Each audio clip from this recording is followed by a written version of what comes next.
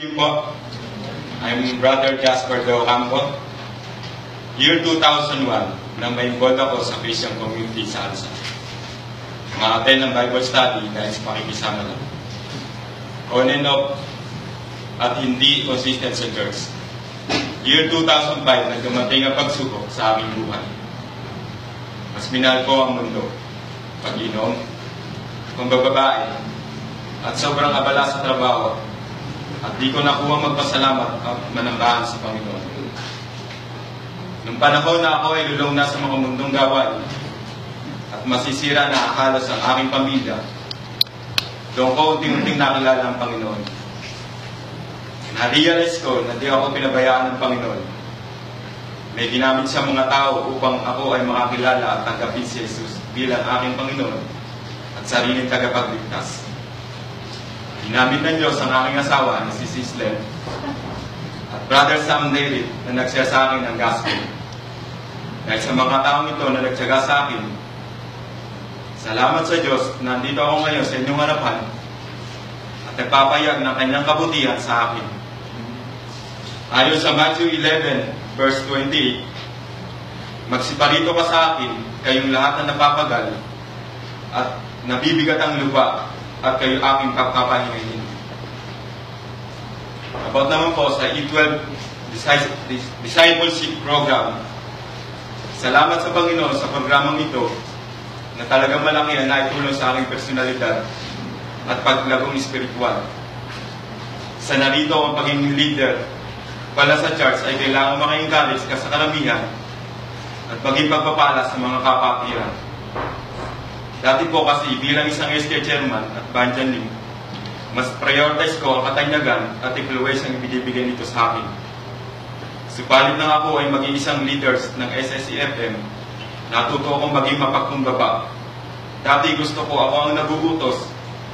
Ngayon sa biyaya ng Panginoon, ako na mismo ang kumikilos dahil ang po si Lord ang aking pinaglilingkuran at hindi ang tao. Sabi nga sa Colossus 3:23, anumang inyong ginagawa ay inyong gawin ng buong puso na gaya ng sa Panginoon at hindi sa mga tao.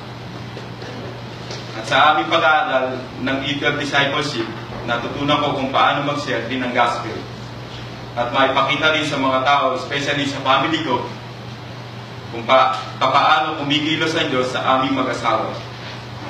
Sa katunayan, sa aming pagbabakasyon, kamakailan, na-share namin ang gospel sa aming anak na si Josh at sa aming pamangkin na si Kenneth.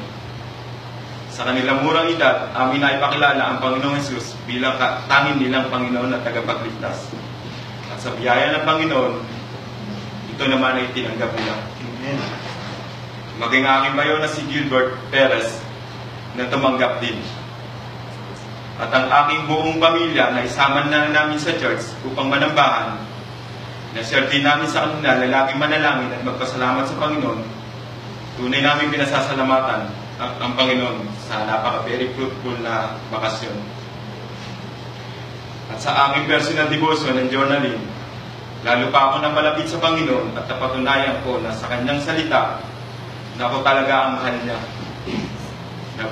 Nabago po ang aking puso at pananaw sa buhay. At according to Matthew 6 verse 33, but seek first the kingdom of God and His righteousness, and all these things shall be added unto you. Hindi po madali nung una ang pagdidevotion and journaling. Subalit habang lumalaon, nagiging pagpapala na ito sa akin at madali ko na rin nagagawa. Salamat sa Diyos sa pinahiram niyang kanunungan. Papasalamat din ako sa Panginoon sa buhay ni Pastor Jerry Yusi na siyang gumabay sa akin upang lumago ang aking buhay pananampalataya.